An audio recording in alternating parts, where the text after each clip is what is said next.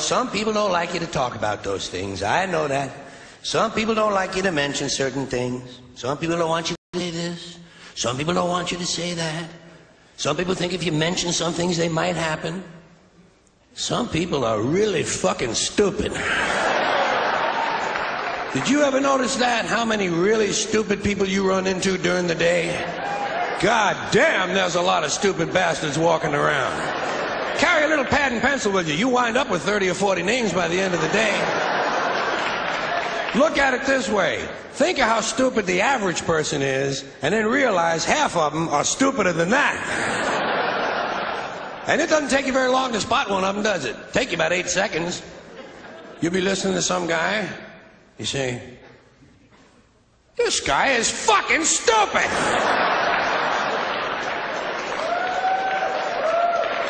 Then there are some people, they're not stupid, they're full of shit.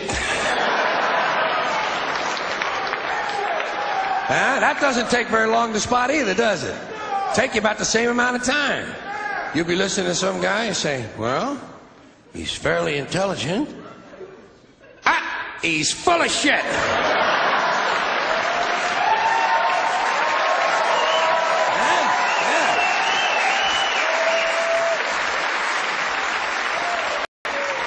Then there are some people, they're not stupid, they're not full of shit, they're fucking nuts.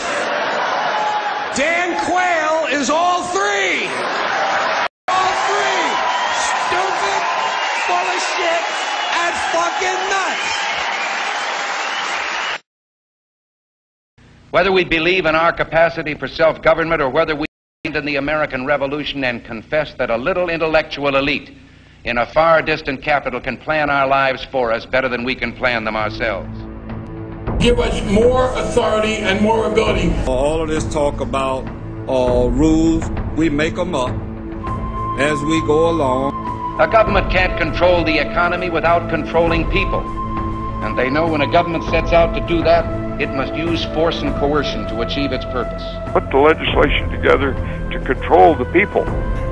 We go through the gate's closed, we'll go over the fence is too high, we'll pole vault in. If that doesn't work, we'll parachute in, but we're going to get health care reform passed. They also knew, those founding fathers, that outside of its legitimate functions, government does nothing as well or as economically as the private sector of the economy. There needs to be a focus on an immediate increase in spending. I mean, I do think at a certain point you've made enough money. The more the plans fail, the more the planners plan. You're telling me we got to go spend money to keep from going bankrupt? The answer, yeah, that's what I'm telling you. We have so many people who can't see a fat man standing beside a thin one without coming to the conclusion that this man got that way by taking advantage of the thin one. I think there are a lot of very rich people out there whom we can tax at a point down the road and recover some of this money.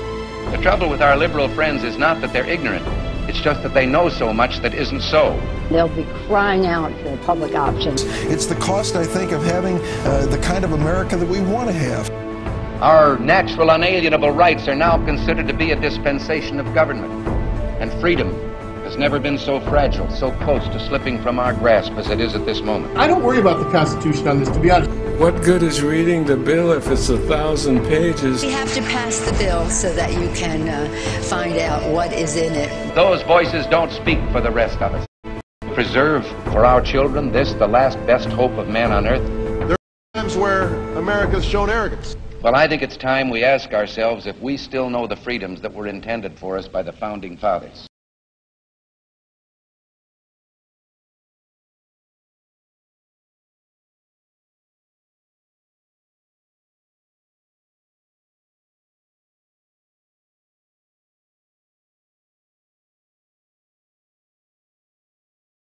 I'm Mitt Romney. This morning I spoke with a number of students here at the University of New Hampshire. Like young people all over the country, they wonder whether they'll find good jobs when they graduate. Just don't know how jobs are created in the private sector. How has this happened in the nation that leads the world in innovation and productivity?